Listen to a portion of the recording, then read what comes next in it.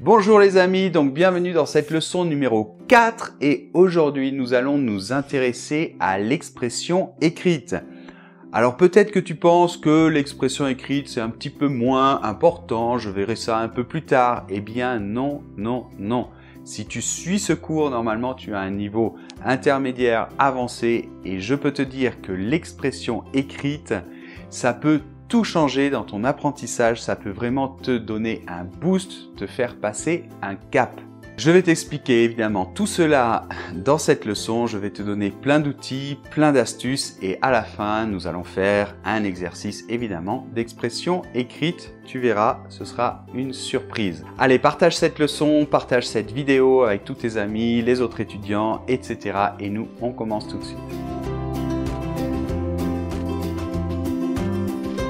Allez, on commence et nous en sommes déjà à la leçon numéro 4. Donc, c'est parti. Aujourd'hui, on va voir comment s'améliorer dans l'expression écrite. Et comme tu es censé avoir un niveau intermédiaire ou avancé, eh bien, cette leçon est très importante pour toi. Alors, en effet, pourquoi c'est important l'expression écrite à ton niveau? Eh bien, écoute, vraiment là, je vais te parler un petit peu de mon histoire. Moi, je suis arrivé en Espagne, je ne savais pas un mot d'espagnol. J'ai appris sur le tas, c'est-à-dire directement j'ai parlé et ça s'est assez bien passé. J'ai assez rapidement appris. Mais au bout d'un moment, eh bien, j'ai complètement bloqué. J'ai bloqué parce que, premièrement, il me manquait des bases de grammaire. Donc, j'ai dû me mettre un petit peu à voir un petit peu la grammaire. Et aussi, en fait, ce qui s'est passé, c'est que j'ai dû passer un examen d'espagnol. Et du coup, j'ai dû apprendre à écrire en espagnol. Le fait de m'obliger à écrire en espagnol, ça m'a complètement débloqué. Donc, à ton niveau intermédiaire avancé, peut-être que tu bloques légèrement, eh bien, le fait de t'améliorer dans l'expression écrite, ça va énormément t'aider et te faire passer certainement un cap.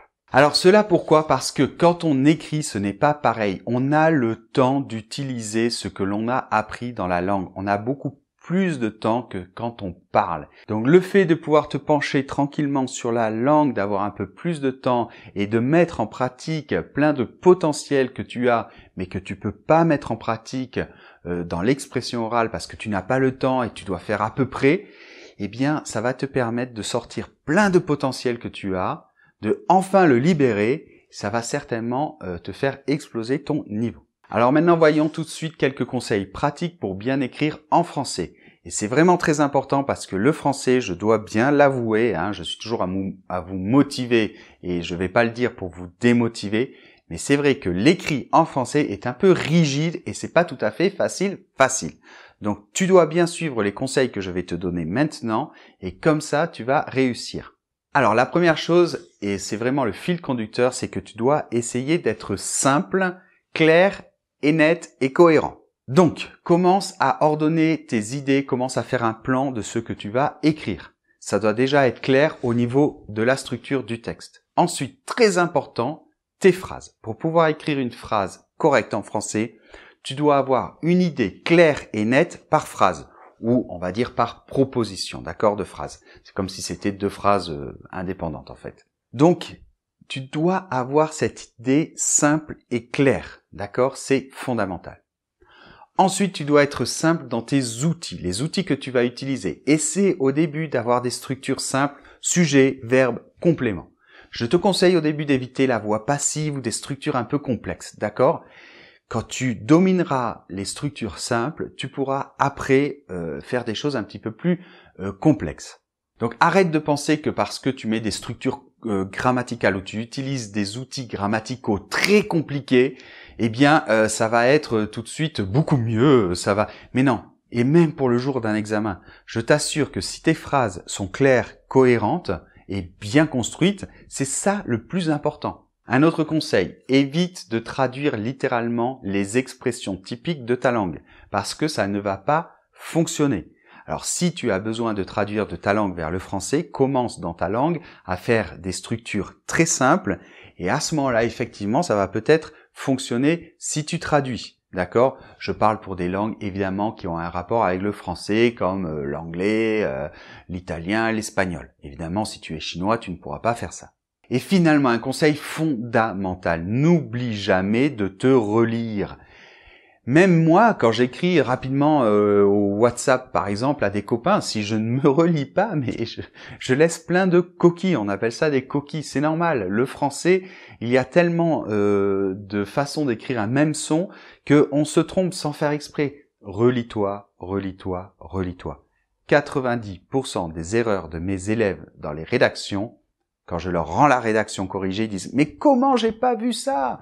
J'aurais pu trouver cette erreur !» Alors maintenant, on va voir qu'est-ce que tu peux faire concrètement. Quel exercice? Eh bien, le premier exercice, c'est exactement comme la leçon sur l'expression orale, la leçon numéro 1.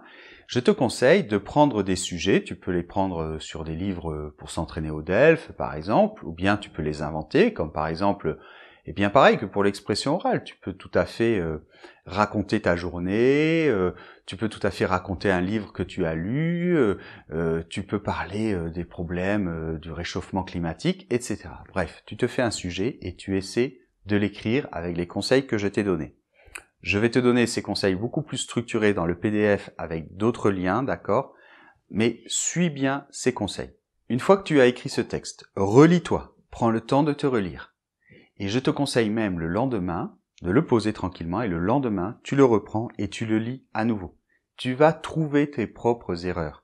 Et le fait de trouver ses propres erreurs, c'est extrêmement puissant, c'est très efficace. Alors bien évidemment, si tu peux, eh bien je te conseille de prendre un professeur particulier, de faire l'écrit avec lui, et donc il va te proposer des sujets, tu vas lui donner et il va te corriger. Et finalement, une autre méthode qui est très efficace, c'est de faire des dictées. Alors là, attention, il ne s'agit pas de faire des dictées littéraires. Non, non, non, non. Il faut faire des dictées de textes concrets de la vie de tous les jours, des textes que tu vas devoir toi aussi écrire. Un email à un copain ou pour le travail, une lettre de motivation, des choses comme ça. Alors justement, c'est pour ça que mon cours Progresse en français est justement basé sur des dictées. Je te donne toute une méthode pour mieux écrire en français et après on fait des dictées, ce qui te permet d'absorber, d'enregistrer un modèle de texte assez facile à enregistrer et après on travaille dessus. Donc si tu es intéressé, évidemment, je te laisserai tous les liens. Je te laisserai aussi dans le PDF des liens d'autres vidéos dans lesquelles je parle, j'explique des conseils pour s'améliorer dans l'expression écrite. Mais maintenant, on en arrive à la dernière partie de cette leçon, c'est-à-dire la mise en pratique, c'est-à-dire l'exercice. Eh bien, dans l'exercice, justement, nous allons travailler un texte, comme ça, on va voir comment bien le structurer, et après, on fera une dictée. Donc, n'oublie pas que tu auras cet exercice si tu es inscrit au cours. Donc, si tu n'es pas encore inscrit au cours, tu as le lien dans la description de la vidéo ou il apparaîtra peut-être sur la vidéo. Donc, en t'inscrivant au cours, tu obtiendras tout le matériel, les exercices, les PDF, les audios, etc. Allez, on se retrouve dans la dernière leçon. Au revoir.